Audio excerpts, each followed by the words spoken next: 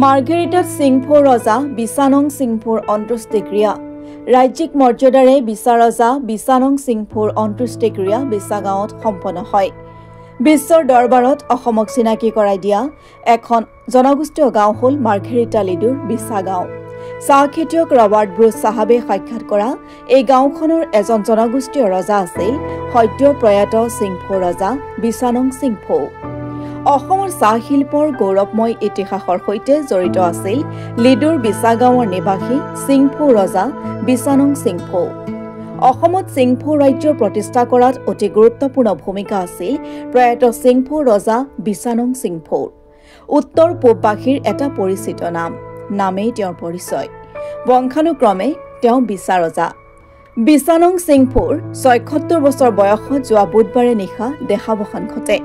বাৰ্ধক্যজনিত ৰোগত আক্ৰান্ত হৈ ঘৰতে চিকিৎসাধীন হৈ থকা সিংফো সমাজৰ প্ৰাণ প্ৰতিষ্ঠাপক বিছানং সিংফোৰ মৃত্যুত শোকৰ ছাঁ পৰিছে সমগ্ৰ ৰাজ্যত।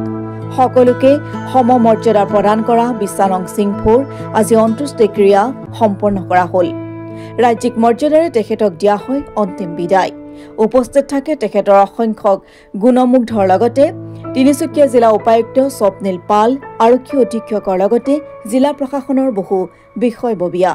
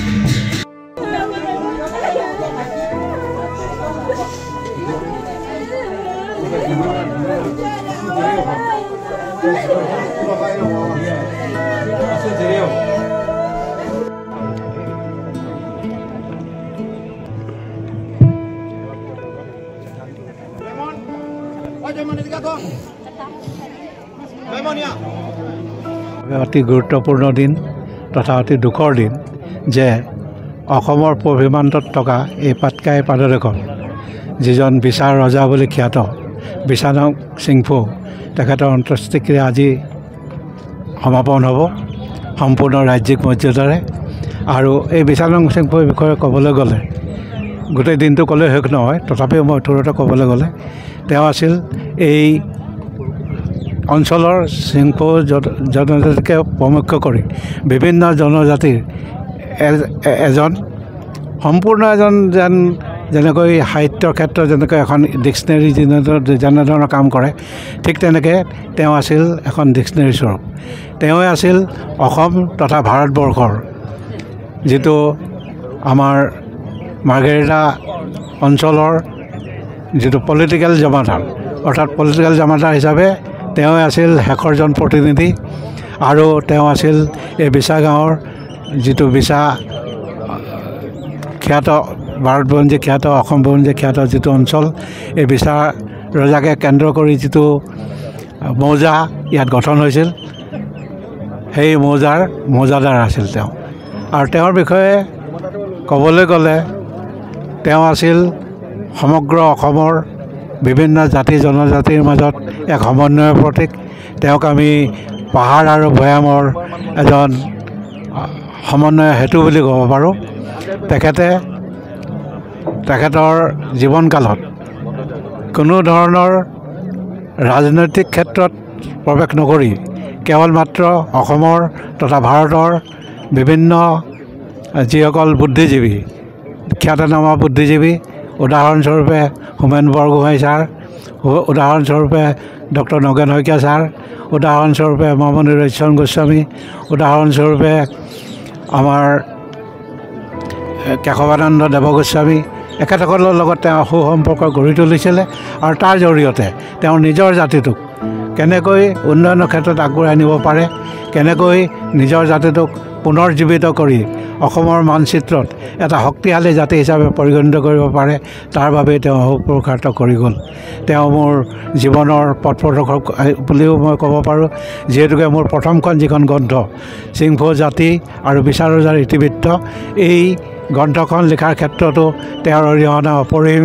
তেওঁ মোৰ লগতে অসম, অৰুণাচল তথা ভাৰতবৰ্ষৰ বিভিন্ন ঠাইলৈ মোৰ লগত সংগ দিছিল আৰু তেওঁ আনকি কেৱল মাত্ৰ কথাৰে নহয় বন্ধু, কামত পৰিচয় বুলি তেওঁ মোক আৰ্থিকভাৱেও যথেষ্ট সহায় কৰিছিল। গতিকে তেওঁৰ দৰে এজন পৰম বন্ধুক হেৰুৱাই মই মৰ্মাহত হোৱাৰ লগতে সমগ্ৰ লিডু মাৰ্ঘেৰিটা অঞ্চলৰ এগছি উজ্জ্বল বন্তি নিৰ্বাপিত হ'ল বুলি ধাৰণা কৰোঁ। গতিকে তেখেতৰ মই শান্তি, তেখেতৰ বিদেহ আত্মাৰ চিৰশান্তি কামনা কৰি ভগৱানৰ ওচৰত প্ৰাৰ্থনা জনাওঁ। আমি স্বৰ্গীয় বিচাৰ ৰজাৰ ঘৰত আমি সকলো সমবেত হৈছোঁ আৰু আমি সকলোৱে জানে যে দুদিনৰ পূৰ্বে ৰাজকুমাৰ বিছানং চিংফৌৰ মহাপ্ৰয়াণ ঘটিছিল আৰু আজি তেখেতৰ শেষ যাত্ৰাত আমি অংশগ্ৰহণ কৰিবৰ কাৰণে আমি বিভিন্ন জাতি জনগোষ্ঠীৰ লোক ইয়াত সমবেত হৈছোঁ।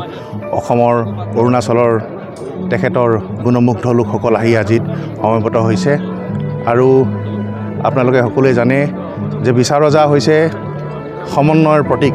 বিভিন্ন জাতি জনগোষ্ঠীক এক কৰি তেখেতে সকলোক আপোন কৰি ল'ব পৰা এজন ব্যক্তি আৰু আমাৰ হৈছে তেখেত অভিভাৱক স্বৰূপ।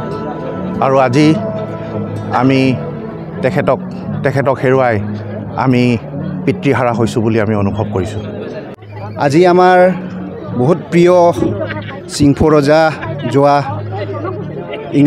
জানুৱাৰী 15 তাৰিখ ৰাতি 8:50 তেওঁ মৃত্যু লাভ কৰিলে।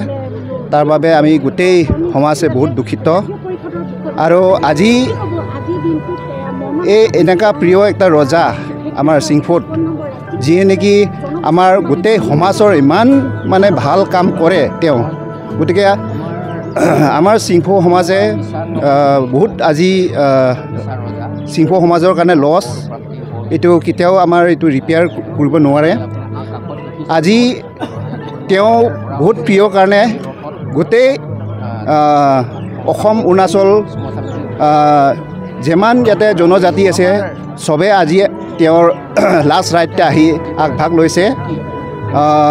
চবে দুখ কৰিছে তেওঁৰ মৃত্যুৰ বাবে আৰু